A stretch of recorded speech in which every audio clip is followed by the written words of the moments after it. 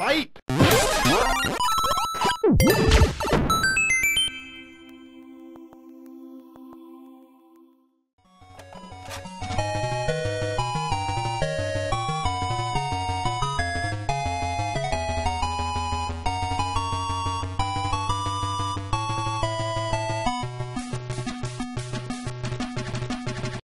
When the MSX standard was adopted, it seemed like every Japanese manufacturer wanted to make their own version of the MSX.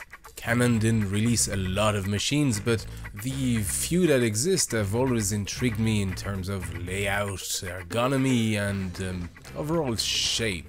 Released in 1983 in a typically uninspired Canon packaging, the V-20 boasted a gigantic 64K of RAM. By comparison, its little cousin, the Canon V-10, released for the Japanese market, was almost identical but only included 16K of RAM. Canon also made a more compact version, the Canon V8, as well as an MSX2 version, the Canon V25. But first, let's have a closer look at the sexy beast that is the Canon V-20. Cleverly placed on the right hand side of the machine is the power switch.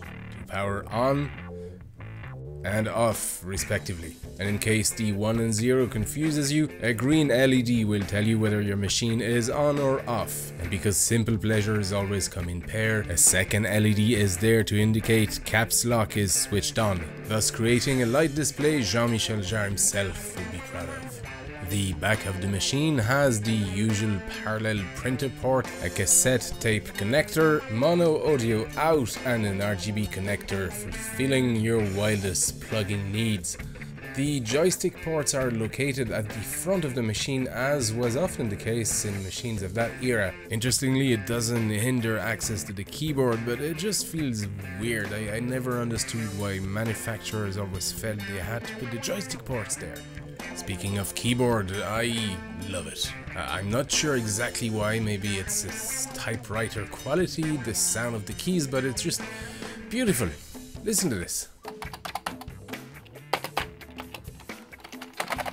But the real draw are the huge function keys. I mean, look at these. I don't know why they made these so big, but I love it. You'd expect keys that size to feel cheap and weak, but they're just as satisfying as the normal keys and that sound they make. You've probably noticed by now this machine uses the AZERTY standard commonly found in France, which is where I got it from, but the machine was localized in most European countries, so you will find the QWERTY equivalent. Keeping the best part of the keyboard for last is the arrow keys. And once again, I have no idea why they made these so big. There's no reason for it, but I love them. They feel nice. Yeah, bring these back, please. The top of the machine has the standard cart port. This is actually a weak point for me because there's no guide for the cart, and you always feel like you're gonna miss the bottom connectors and damage the components. Inserting the card is sort of awkward because you just don't know whether you're actually on the connector, and once inserted the card feels loose, and if you're moving the machine that can cause connection issues, which is not great. The second card port is located on the side and protected by a cover that snaps off more than slides. It's actually an easier one to use, and I'd recommend using this one instead of the top one. I've mentioned this before in one of my reviews, but having a second card port often allowed the use of the Game Master card, which offered cheats for your favorite Konami games. On the bottom, 2 screws secure the access to the belly of the beast. Once removed, simply lift the back and here she is, exposing her bare circuits uncensored. Now, with MSX being a standard, the architecture is usually the same for every machine. However, it's not unusual to find some minor differences at times. Here, for instance, the General Instrument sound chip has been replaced with a licensed version, the Yamaha YM2149F. Similarly, the video display processor, usually a TMS9918, has been swapped for its variant, the TMS9929. The NEC 8255 beside it is a general purpose input-output chip. It helps control the sound generator as well as peripherals like the keyboard, the cassette recorder, and the parallel port for the printer. It was a standard architecture design at the time, and it was shared by a lot of Z80 based computers like the Amstrad CPC series, for instance. I've got to say, I really find myself attached to the design of these computers.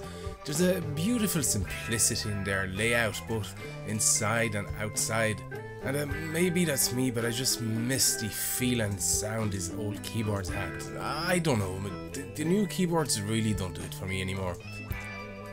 And there you have it, the Canon V-20 model. Simple, elegant, beautiful, and sexy.